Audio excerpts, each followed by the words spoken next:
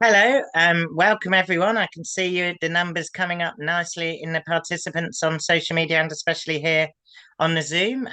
I'm Matt Wilgress from Arise Festival, and I'd like to welcome everyone to the second annual Engels Lecture presented by Arise, a festival of left ideas, and our media partner Labour Outlook. And today we'll be discussing Engels' contribution to political economy.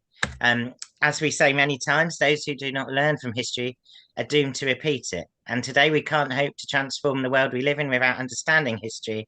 So I'm really enjoying the events we've been organising on socialist theory in recent months and years. This has included the Socialist Ideas series that you can watch back on our YouTube, to the ongoing Lenin 100 series, which continues on Sunday, and of course now also these annual Engels lectures, of which today's is the second one. For our discussion today, we are joined by economist Michael Roberts. Michael worked in the City of London as an economist for over 40 years and has therefore closely observed the machinations of global capitalism from within. At the same time, he's a political activist for decades and blogs regularly at the Next Recession. He has written several books, including The Long Depression and Marx 200. And here we have Engels 200, his contribution to political economy, which the link will be posted to in the chat. And I hope you will all order and get it in the post tonight if you haven't got it already. And we want to have as many questions and comments as well as possible in the Q&A. So please also let us know where you're tuning in from in particular in the Q&A, and we'll give you a shout out and also get questions which we will definitely have time for after the substantive lecture. If you can, please also donate at the link provided. And if you can, why not take the extra step and become a friend of Arise Festival for £5 a month and help us to continue to expand. Globally, the economic crisis is deepening. This can be seen in the cost of living emergency here in Britain, of course. So I'm looking forward to listening to our speaker on these issues of political economy. Over to you, comrade, to tell us more about what Engels had to say on this matter and can teach us today. Thank you for joining us. Well, thank you, Matthew, and welcome everybody who's come to discuss Engels' contribution, in particular to political economy on this occasion, on the day of his birth, the 28th of November. It's now 204 years since he was born. It seems a long time. I'm feeling quite old. That seems a lot longer. But it's worth remembering that he was born really virtually at the beginning of the industrialization of capitalism from an agricultural and commercial basis into industry and the spread of modern capitalism globally. So he was right at the heart of the beginning of industrial capitalism in Britain and elsewhere. And more than just being at the same time zone, if you like, he was also actually right at the heart of the industrial sector itself, because the Engels family were actually industrialists based in Germany who also built a factory in England, which Engels ended up working in for decades before he retired.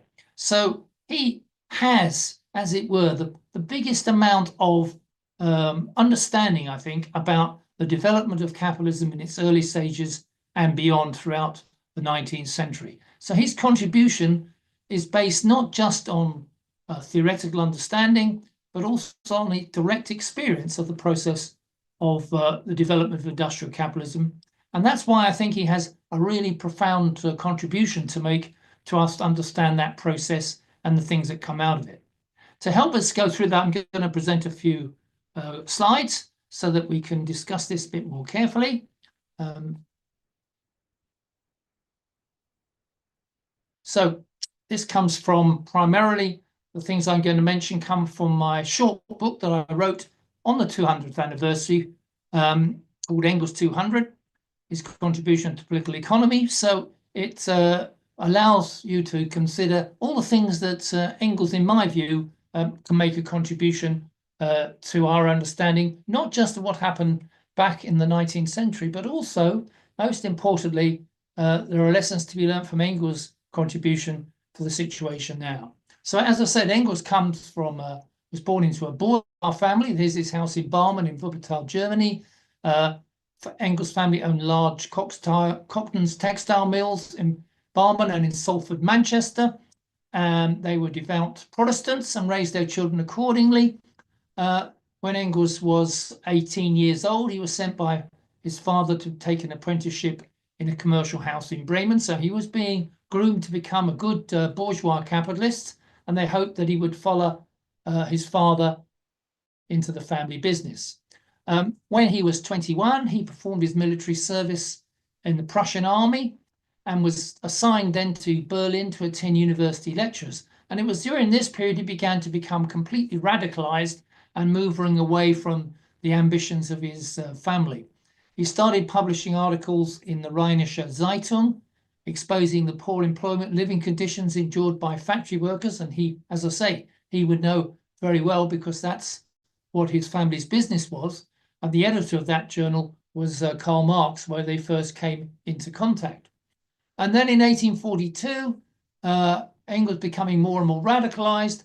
The parents sent him off to Manchester, to the Manchester factory, in order to try to develop his skills. Michael, I'm sorry to interrupt, but we can't see the slides. Ah, bloody I'm being hell. told. I didn't share them properly then. Hold on. Let me go back and start again. Good stuff. Oh. Here we go. Something's coming up. There we go. Good Yep. stuff. Okay, guys. Well, there are saying I've said there's his bourgeois house, just to remind you, and you can see the sort of nice, prosperous house that the Engels family had as industrial owners in the Rhineland area of Germany.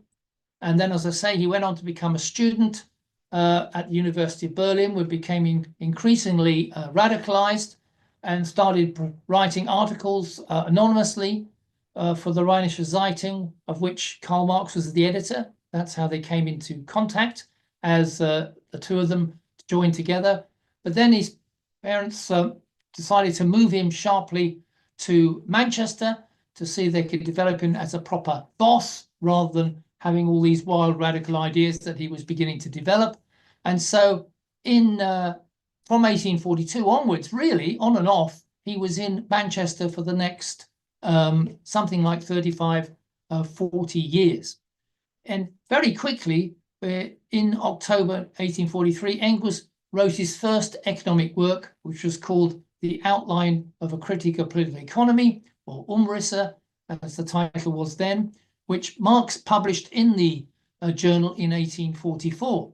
And in that outline, the first real political economy book from a Marxist point of view, before Marx, Engels describes the horrors of child labor in Manchester, the environment, the impoverishment of laborers, and he wrote a series of other articles chronicling the conditions of the working class industrially. He later collected those articles for his first influential, well-known book, The Condition of the Working Class in England, which was written in 1845, where he first describes, more accurately, the future of capitalism and in the industrial age.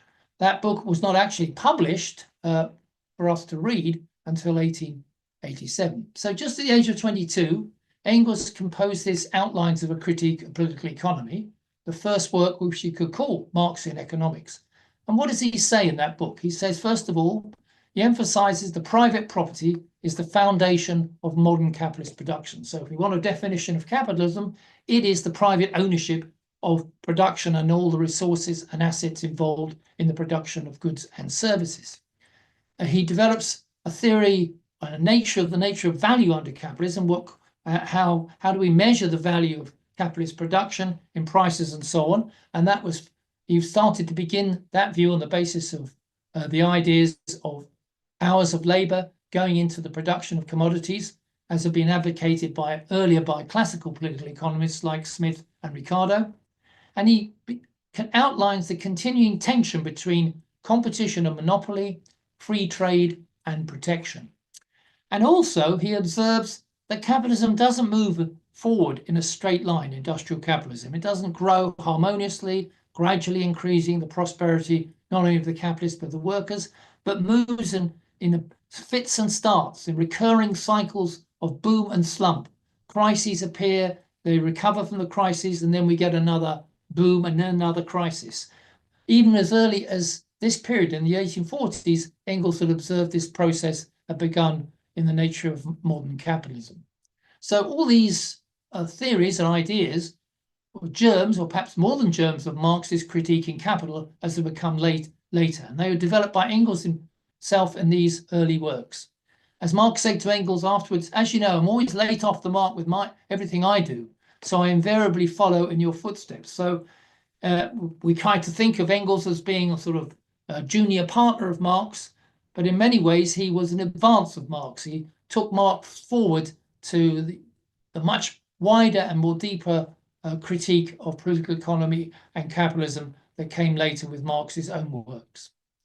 So Engels says that there is value. When referring to value, he says there's real value, which Marx later called use value. That's the things that we use are of value to us.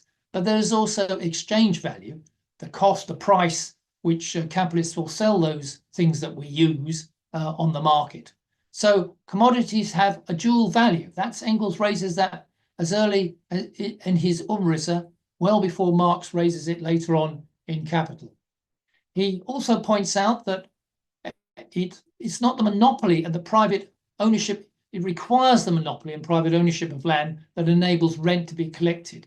There would be no rent without private property and monopoly. So he's making the point here that it's private ownership that allows the owners of the land and eventually the owners of production to extract surplus value, either in the form of rent or in profit. Without private ownership, we can't really talk about this exploitation process. And contrary to the views of the classical economists of the time, like Ricardo and Smith, free trade and competition won't necessarily produce an equitable and harmonious development of production for society.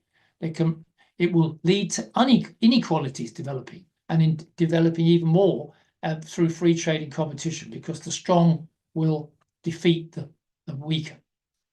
Competition can pass into monopoly, but also monopoly cannot be sustained because of the pressure of competition. We see that in modern times now. We see the big monopoly companies of 40 years ago in different industries have more or less disappeared and been replaced by new, if you like, monopolies in the high-tech and social media. And they, in turn, down the road, and we have new developments in technology, are likely to be replaced in the process of competition and development there. So Engels also argued that, as I said, that the existence of regular and recurring crises in trade under capitalism instead of harmonious growth. And this competition leads to instability and cycles and worsening crises. And on the right here, I have a graph from the Bank of England, which shows quite clearly there were cycles of boom and slump in capitalism during the 19th century, from the beginning of industrialization through until the 20th century. So Engels' idea of regular and recurring crises is actually confirmed by the evidence we have before us. As he said, for some considerable time, England has found herself in this crazy position, in this living absurdity, when production is subject to greater fluctuations, and it's bound to be in consequence of such a situation, then the alternation of boom and crisis, overproduction and slump sets in. The economists, that is, the classical economists, have never been able to find an explanation for this mad situation. Engels was particularly keen to attack the views of Thomas Malthus, the Reverend parson of the classical economist view at the time, on his views on poverty. Malthus' view was that poverty wasn't caused by these crises in capitalism, by people being thrown out of work because of capitalist production in crisis, but was caused by overpopulation. Too many people, and so they can't get enough food to eat, so they have to die off. And that's the inevitable process that cannot be avoided in human society.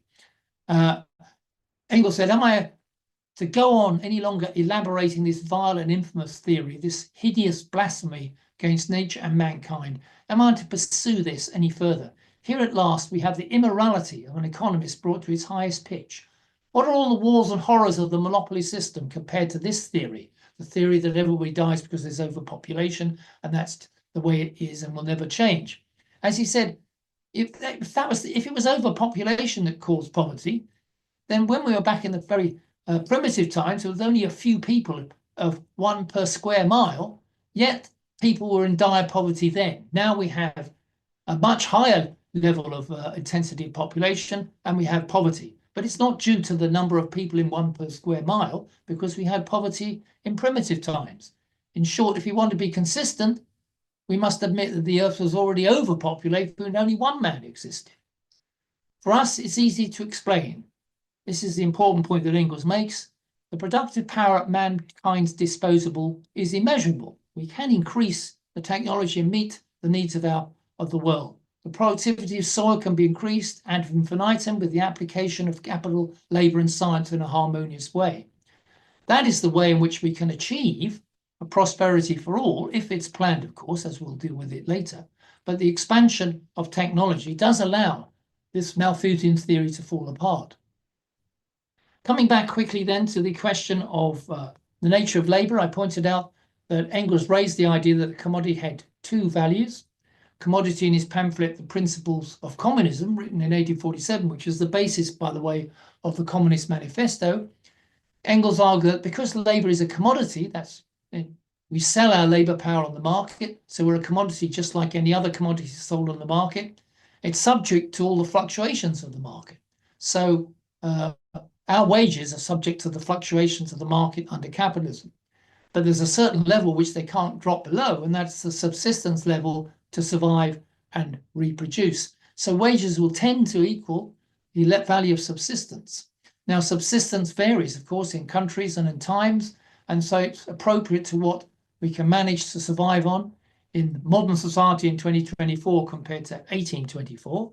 But nevertheless, in many ways, wages for the average person or for most people don't rise much above what is barely required to make a reasonable life. This social element is enough sum of necessary sufficient to keep workers in a certain country according to a certain standard of life which is acceptable. Of course, many people still fall below that. And one of the powers that achieve that, at least an improvement in the level of wages, is through trade unions. Engels emphasized the fact that the trade unions, by organizing workers, could break the power to some extent of the employer, the monopoly power of the employer to use workers as and when they feel by organizing together, because he argued at the time that a powerful trade union enables workers to maintain a slightly higher standard of life compared to non-union workers who are disorganized and powerless. So there we have, in the 1840s, already a theory to explain the relevance and necessity for workers to organize in unions. In his condition of the working class in England, he raises a very important point which Marx takes up in Capital later on, this concept of the reserve army of labour, that in periods of prosperity, the unemployed workers come into work, they produce more goods, capacity is maximised with the number of employment, but when capitalism goes into crisis and goes into a slump, then all this, a large proportion of its members become unemployed. And this process is going on all the time between full employment and unemployment through boom and slump. So we don't have a settled position. Millions of workers can be thrown out of work and lose for a whole generation their opportunity to have a prosperous and meaningful life before things change in the economy. And that he's showing, therefore, that this reserve army of labour is a powerful weapon for capitalists to enable them to discipline workers. The threat of unemployment, the threat of bankruptcy by the company will force workers to accept low wages, bad conditions, and so on. In the 1830s, Engels also observed in particular that real wages were stagnating in the first half of the 19th century. As old industries went to the wall and workers who were in handloom, weaving and non-mechanized sectors began to lose their jobs, wages were held down. On the other hand, a big influx of cheap labour into the factories in Manchester and elsewhere meant that the wages in the industrialised sector were also low. So the level of wages as a share of the total income was kept well down. And the share of profits expanded at the expense of labour and of the landlords. Technical progress being the primary mover in that. And you can see on the graph on the right, real GDP per worker, which is the amount of output per worker, the solid line, and the dotted line of the wages per worker at the same time. And this gap between the two reached a maximum in the 1830s and early 1840s, which has been called since Engels' pause, because Engels observed this situation in the 19th century, which is now being confirmed by better empirical data. So he could see the role in which technology, transformation of industry doesn't necessarily lead to an improvement in the wage conditions of workers. It can lead merely to the expansion of profitability and profits for the capitalists, and a gap developing between the total amount produced in value and how much actually ends up in the hands of workers as a share. When Engels finished his working as a manager in Manchester, he retired and moved back to London to join Marx. He was down there all that period of time, of course, and during that period of 40 years, he'd been financing Marx to enable Marx and his family to survive so that Marx could do his work. Engels accumulated a reasonable amount of money to be able to do that and retired in the 1870s. And then he began to consider what the things that I've just described in the previous books and what the situation was like in industrial capitalism now in the second half of the 19th century, going into the 1880s and 1890s. And he wrote an article called England in 1845 and now England in 1885. And he also wrote a well-known publication called Socialism, Utopian and Scientific in 1880, which was also part of a book later on called Anti-Juring. All this was in the 1880s, and a number of works. He also wrote the prefaces to Capital's Volume 2 and 3 after Marx had died. Marx died in 1883. So all a pile of work now on the economic front is taken up by Engels during the period when after he returns, comes back to London to live for the rest of his life, particularly in the 1880s. And I think I'd like to bring something that's opportune now to the minds of those of you who are listening or watching this, is that Engels also had a very clear idea of the real position between nature and humanity, which we now know is so important in relation to climate change, environmental destruction, and so on, that capitalism is carried out over the development of the last 150 years, but also particularly in the last 50 years. And he said, we should remember that we human beings that shouldn't rule nature like a conqueror over a foreign people standing outside nature, but we're part of nature.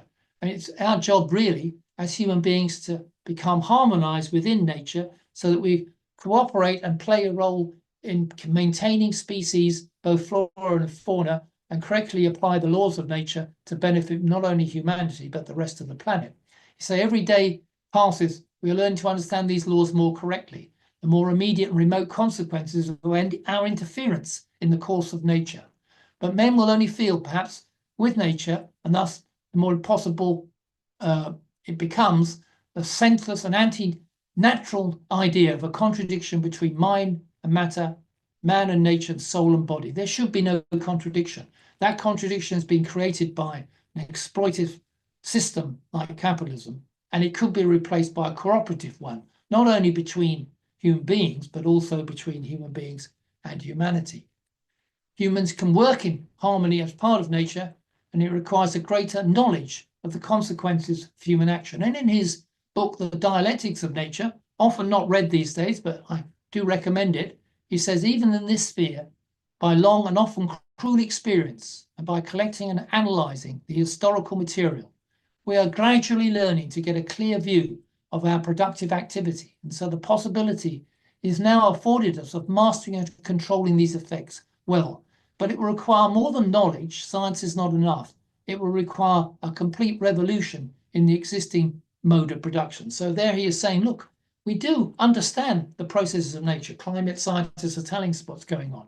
Environmental scientists are telling us what's going on. We have a very clear idea of the damage and the relationship between nature and humanity and the damage that's happening at the moment. But science is not enough. We need to bring out a revolution in the actual mode of production if to solve this rift between nature and humanity. And now if I can just go on to some of the things that Marx pointed out in Capital, in particular the key question behind crises under capitalism, which is being developed by Marx in Capital, the law of the tendency of the rate of profit to fall. And in his prefaces to Volume 3, and when he edited Volume 3 of Marx's Capital, after Marx's death, Engels points out that Marx considered his analysis of the tendency of the profit rate to fall as society progresses to be one of the greatest triumphs over all previous political economy, because it explains the contradiction in capitalism and why we have these recurrent crises that take place. And he considered that Marx's law of profitability, therefore, was an essential feature of Marx's analysis. You can see on the right here is the graph of the UK rate of profit in the 19th century. And you can see the periods when Engels published his various works, and also the process that was going on with the rate of profit, that big drop from 1873 to the middle 1890s in the UK before recovery. And I'll come back to this because it's important for a further understanding of some of the things that Engels is pointing out. Engels, in that preface of the third volume, adds something to Marx's Capital and the law of profitability by saying if things are speeded up, if there's a quicker turnover of capital, of labor and technology, then this helps to keep the rate of profit up. So the pressure downwards on the rate of profit, which Marx explains in chapters 13 to 15 of volume 3, which I think you should all read, because if you haven't, because it really provides you with a clear understanding of the nature of crises. Engels adds to that another factor which should help to keep the profitability of capital from falling straight down and preserve its level for a while, at least for a while. The direct effect of a reduced period of turnover on the production of surplus value and profit through increased efficiency helps to keep the profitability up for a period of time. That was an addition to Marx's counter factors to a fall in the rate of profit, which was not in the original document. Now, Engels rejected alternative theories of crisis that have been presented by Marxists since and before, the main one being the underconsumption theory of crisis. In his book, Anti-Düring, but that's a book criticizing Professor Düring, who was a well-known social democrat professor at the time and was had wide traction in the German labor movement at the time. He took on Düring and said, who borrowed the underconsumption as explanation of crises, that is, that crises are caused by workers not having enough money to buy all the goods, or there is a lack of demand, and that's what causes crises. He says that cannot be true because to explain the present complete stagnation in markets by the underconsumption, say, of the English masses, and not by the overproduction of cotton mill owners, is to misunderstand the whole process of crisis. There's overproduction. Too much is being produced, too much in the sense of being profitable for capitalists. That's the crisis point that comes about. So the underconsumption of the masses is a necessary condition. It exists in all societies, as we've seen before, and they try to drive down the level of wages and consumption that workers have. But the underconsumption masses is a precondition of crisis. It's there all the time and has played that role and has long been recognized. But it tells us little why crises exist today as why they did not exist before. So they're not, the underconsumption theory, in Engels' view, does not explain crises. What about an overproduction theory? Engels draws the distinction between underconsumption, which has always existed as a result of the poverty of the masses, and overproduction, which is applicable only to capitalism. And overproduction rises because of the overproduction or overaccumulation of capital relative to profit. So it's not overproduction as such, that too much supply versus demand. That's a description of a crisis, but that situation arises because there's overaccumulation of capital relative to the profitability of what's been invested, as Marx says in the quote at the bottom of this page, and it comes from Capital.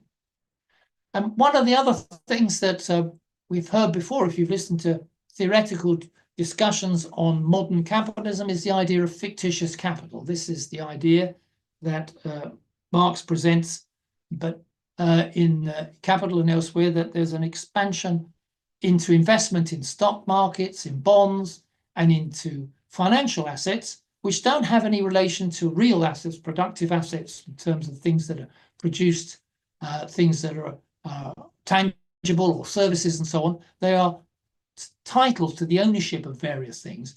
They're fictitious in the sense that we can't be sure that they will deliver the profit.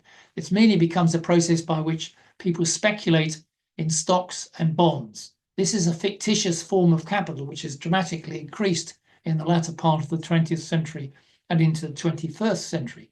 But it's Engels who anticipates Marx. He's the first person to use the word fictitious capital.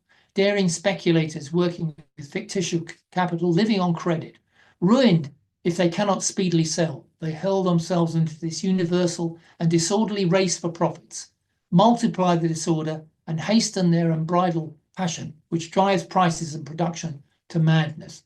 See, as trading in money and financial assets becomes separated from trading and producing commodities, then you get the danger of instability and a financial crash.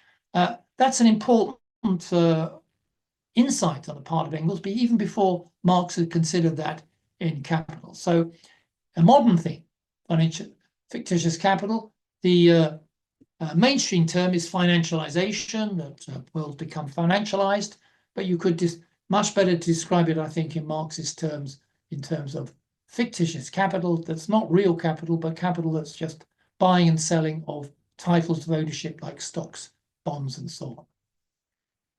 In the middle of the 1870s and 1890s, Engels came to the conclusion, and it's an important thing, I think, to say, that the ups and downs of boom and slump, the 10-year cycle, which Marx and Engels thought was about right, of stagnation, prosperity, overproduction, and crisis, which occurred from first in the 1825, first general crisis of capitalism, up until the 1860s, Engels said, well, actually, things are changing in the 1870s and 1880s. We now seem to have a period where those up and down cycles have given way to a long, permanent, chronic depression through the 1870s and 1880s.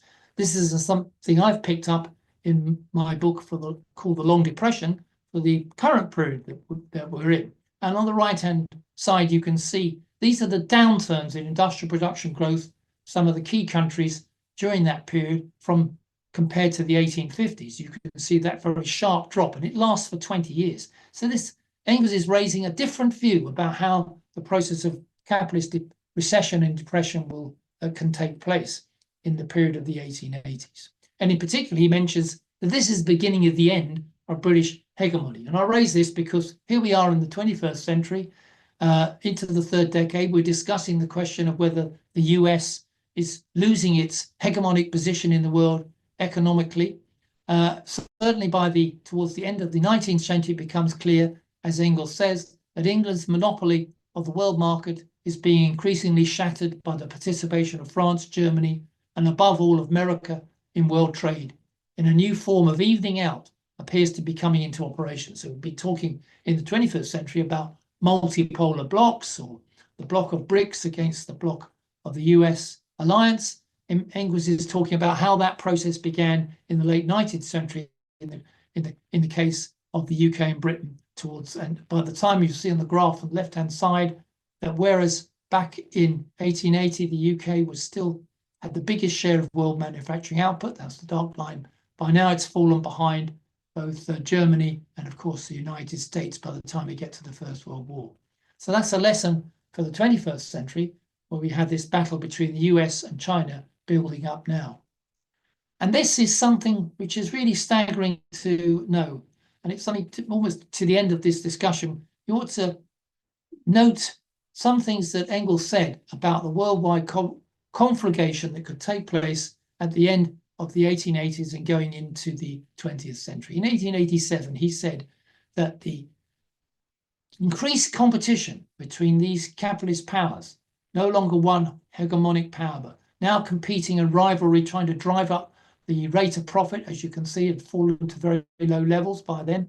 To try and drive it up meant an increased competition between different capitalist powers.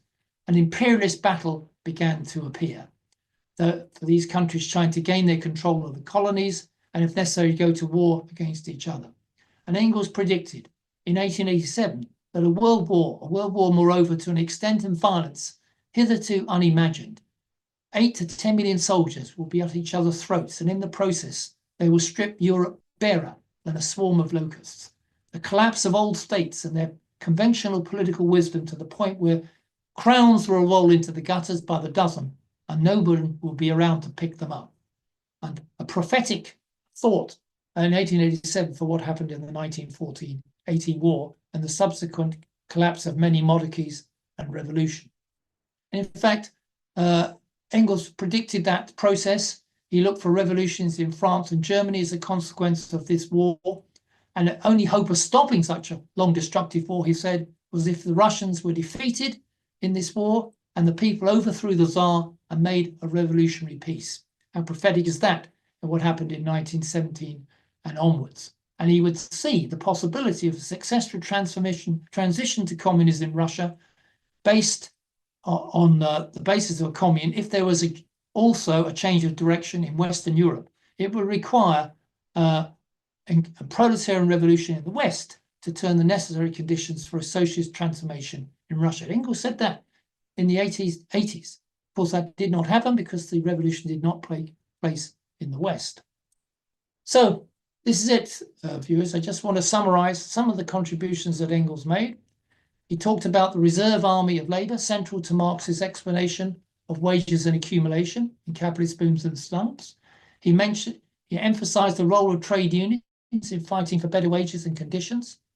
He applied the theory of rent to housing, exposing the fault lines and the idea of owner occupation, or just fighting for fair rents as opposed to public ownership of housing in his Housing Question pamphlet. He defended Marx's law of profitability against all comers as the explanation for crises of overproduction that capitalism had generated. And he identified recurring and regular crises of boom and slump under capitalism. And he also coined the term fictitious capital to describe capitalist investment in financial assets like stocks and bonds and its role in modern capitalist credit societies. And he emphasized the concentration and centralization of capital, the growth of monopolies, and the role of market speculation. But above all, he pointed out that capitalism is not the final mode of production, and there's a superior mode of production, a cooperative one based on a planned economy through public ownership and cooperative role of producers. And that, of course, is the aim that we all have in the end. Thank you, Matthew. Thank you, comrade, and thank you everyone for attending. A reminder, if you haven't done so yet, please do tell us where you're from in the chat and also put your questions and comments. We'll be going on to a few questions in a second. It's been great to see hundreds of you register and attend tonight. Just to do a few shout outs, here in Britain, we have viewers from London, Manchester, Dover, Sussex, Chelmsford, Suffolk, Oxford, Cardiff, Northampton, Brighton, Liverpool, West Yorkshire, and Gateshead. And it's always great on these discussions to have international attendees. And we've got a really great spread tonight. We've got comrades from Sardinia and Sicily in Italy, two friends from Germany, someone from Cape Town, South Africa, a guest from Trujillo in Spain, plus Belgium. And I see now also in the chat, Iceland, and in the belly of the beast, people from Denver and Massachusetts in the USA. So welcome to you as well. Also, just a quick reminder again, if you haven't donated already, please do so in the chat. And also just to say, Michael, we've had a few requests for people to look at the slides afterwards. So we'll try and get that link uploaded and linked to you, and also send everyone who registered a link to rewatch it. I'll put it on the chat now, if you like. Brilliant. So Michael's going to put that on the chat now, and we'll also email out to people who registered in advance afterwards. We've got 3 questions in at the moment. 2 are quite linked to current developments and things you've said, and then the final one is linked on your last point in the conclusion. The first one we have is from a social media viewer who asks, how does the 2008 till 2024 period of stagnating wages compare to the period of the Engels pause that you mentioned? Right. Do you want me to take them one by one? Yeah. Yeah, I think we can do them one by one because we've got 3. Yeah. Good question. We could talk about an Engels pause now, I suppose.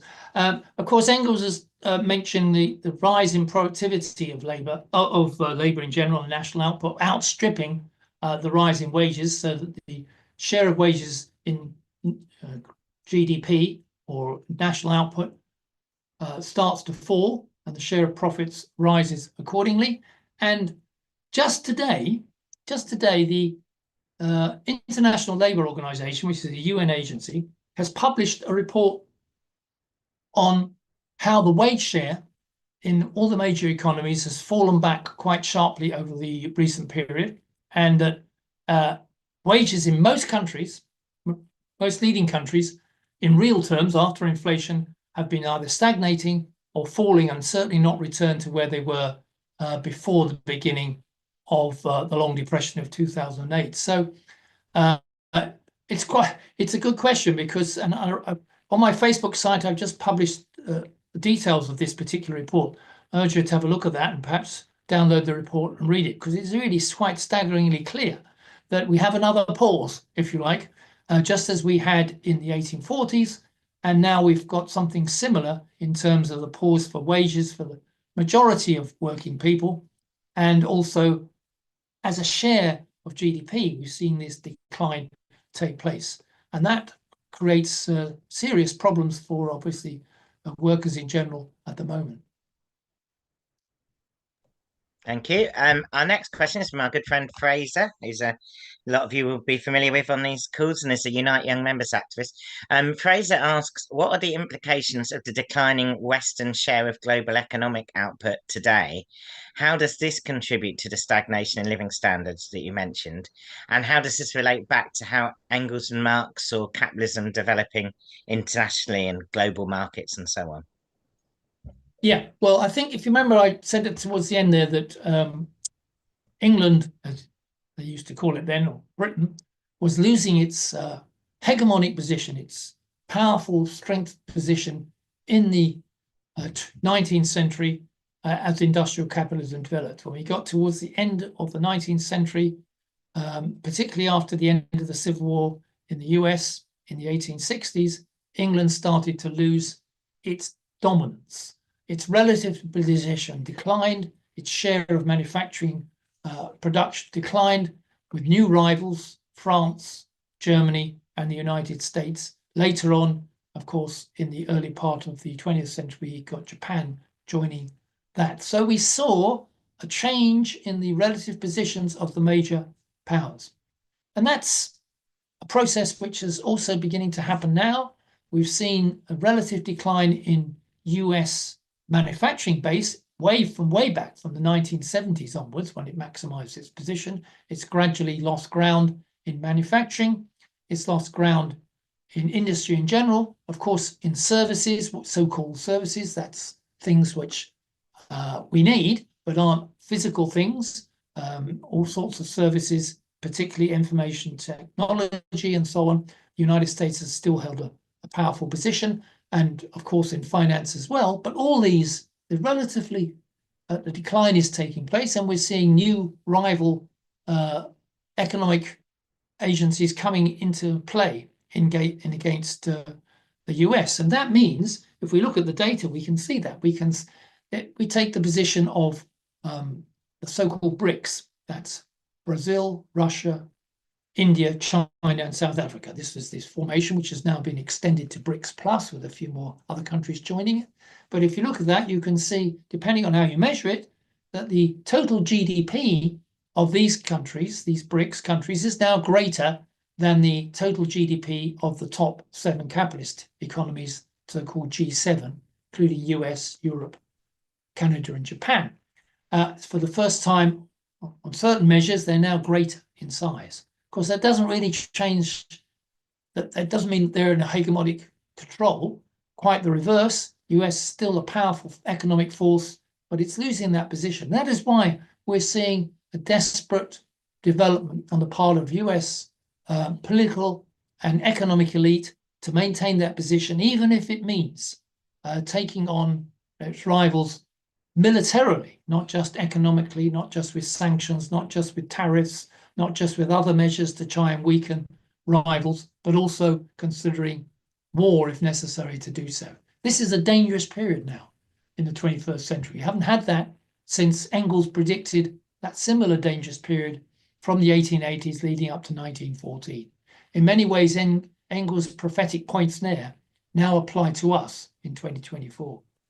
I think that's a really good point. And at the moment, obviously, we have the really worrying developments around the Ukraine and the new nuclear arms race. We have the new Cold War, as people call it, which could become a hot war under Trump, especially, I think, against China. We have threats of more intervention in Latin America and the Caribbean from the US. So I think it certainly is dangerous times, and the sayings about socialism or barbarism seem very relevant again. I think we've got time for two more questions.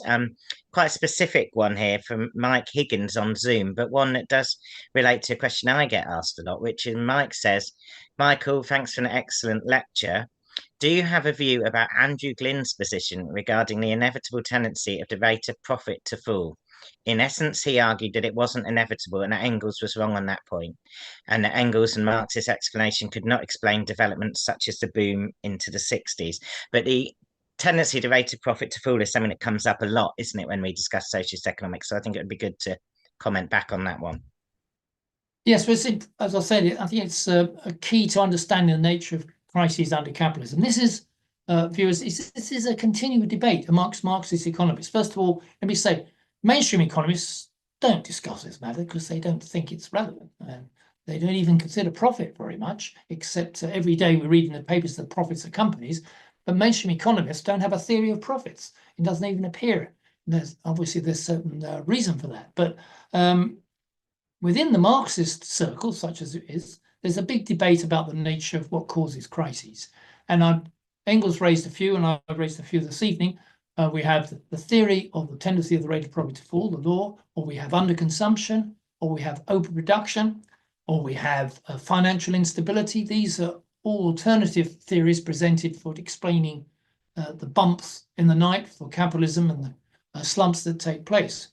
But in my view, which is still probably a minority view amongst Marxist economists, Marx's law of the tendency of the rate of profit to fall, which is very well explained in chapters 13 to 15 of volume 3, is the most compelling explanation of causes of regular and recurring crises under capitalism.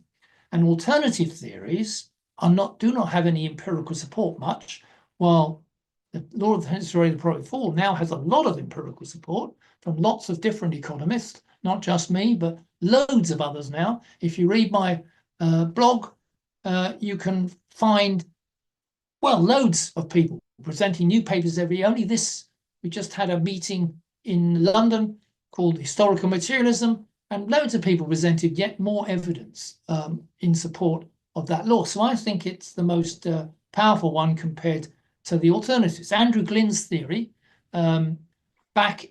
which a personal friend of mine back in the 1960s and 70s, said that the law of the tendency of the rate of profit fall is not the reason for crises.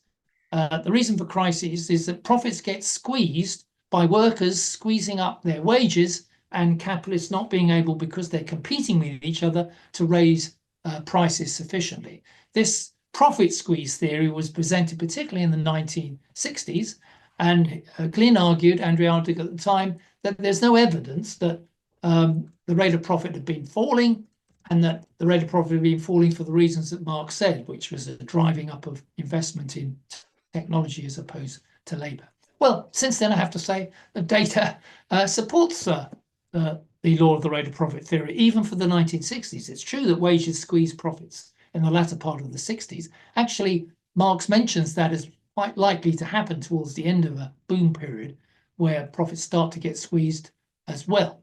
But the law of the tendency of the rate of profit to fall has got plenty of empirical support for the boom, a rise in profits in the 60s, profitability in the 60s, and the sharp drop in profitability during the 70s, which led to the two major slumps, 1974-5 and 1980-82. So I think that it still holds firm, and that Andrew's theory, sadly not with us now, from the 1970s, is no longer valid in my view. Thank you. I think that's an interesting question to return to in the future as well. Before we go on to our final question, if you've enjoyed tonight in the audience, please note that the next Arise discussions are with Grace Blakely on imperialism this Sunday as part of the Lenin 100 series. And on next Tuesday, we have an event on the case for public ownership with Kat Hobbs from We Own It, John Trickett and others.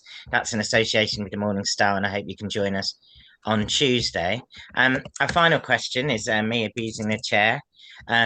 And what I'd like to ask you about, comrade, is if you could say a bit more on what you closed on, which is what Engels said about how the economic organisation of society post-capitalism might look like, including in what's sometimes termed as the transition period? Yes. Well, this is a subject on its own, as you know, Matthew, and I'm sure the viewers do. I mean, what's the nature of socialism? How do we get to socialism from capitalism? That's the transitional period. I've written on it myself in some of my more recent books, The Nature of the Transitional Economy. There are a number of other Marxist economists who continue to look at the question of how we develop a socialist plan, if you like. I mean, we have to start from the point of view, first of all, saying that this is sometimes there's a confusion on what Engels says. Engels says that as capitalism develops, we get bigger and bigger companies, monopolies. Companies start planning internally. And big companies like Apple plan. They all plan. They plan their staff, they plan everything, but they still have to sell on the market. So they can't plan the whole economy. They're still competing against each other. So the process of planning exists within the firm. Socialism will be the process of planning throughout the whole economy, not removing competition between firms for sale on the market and establishing a plan to meet social need. In order to move to that, you need to have public ownership of the major companies, the financial sector in particular, so that you can organize the plan in a coordinated way, and you need democratic control of that plan so that it works efficiently in the interests of working people engaged in developing that plan. To get to that point, even, you're obviously going to have a revolutionary transformation of the existing mode of production. So Engels is not saying you can gradually move from planning within capitalist companies into socialist planning. Some people say that's what he says. No, he doesn't. He says you have to have that revolutionary transformation in order to lay the basis for the start of a transition towards socialism.